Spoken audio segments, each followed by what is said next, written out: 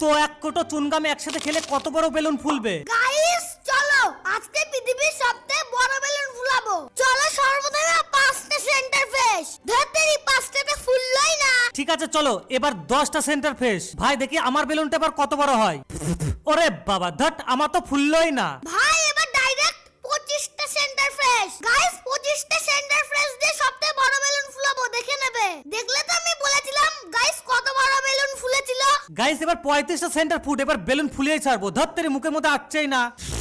ধর তোমার দ্বারা আর হবে না। সত্যি বলেছিস। গাইস এবার একটু হয়েছিল।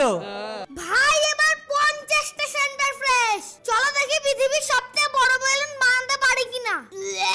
ধর মুখের মধ্যে ঢুকছে না। ও মাই গড গাইস কত বড় হয়েছিল। তো গাইস কমেন্টে বলো আমরা দুজনা মিলে টোটালে কতগুলো সেন্টার ফ্রেশ খেয়ে তো এক কোটো চুনগাম একসাথে খেলে